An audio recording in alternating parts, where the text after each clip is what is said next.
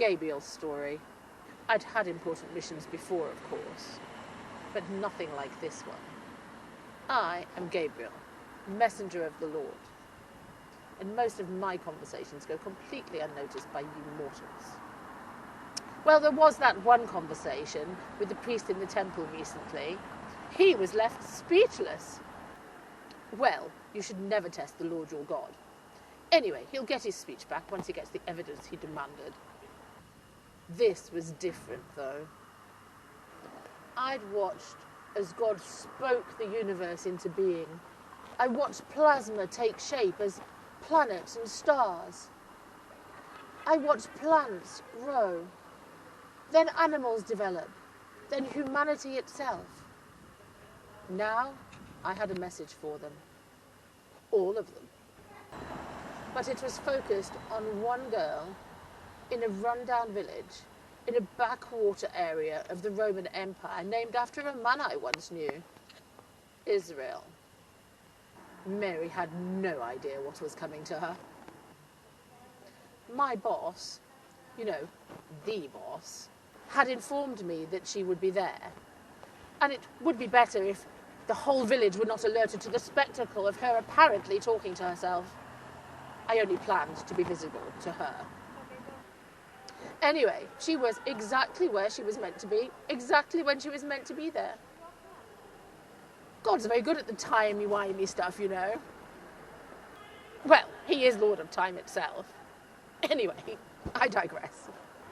There she was, heading home, her head full of important things like dinner and that funny thing that Joseph said last week. Oh, so young.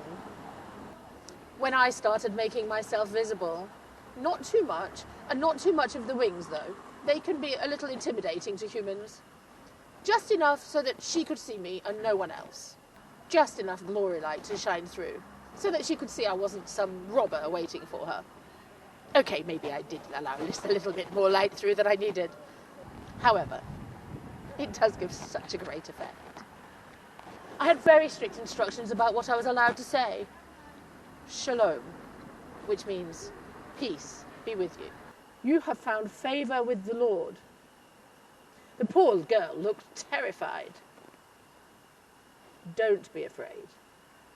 We have to say that often. God has chosen you. You are to have a baby and are to call him Jesus.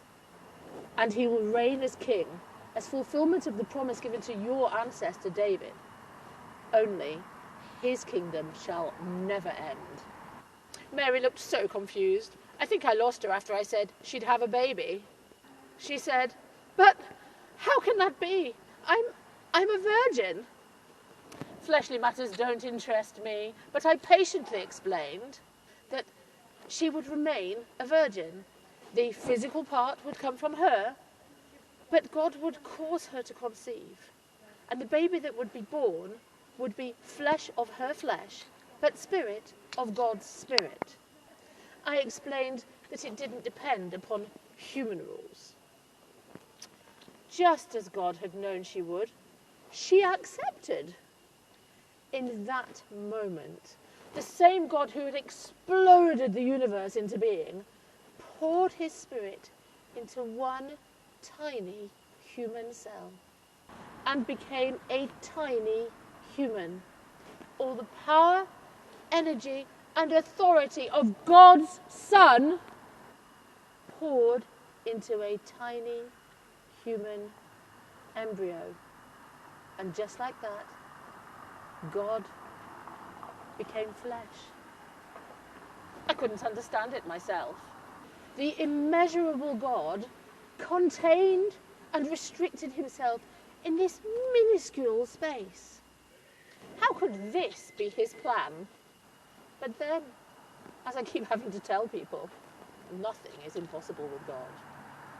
The command to return to headquarters was swift and strong. I watched Mary's surprised face as she faded out of my view and I hers.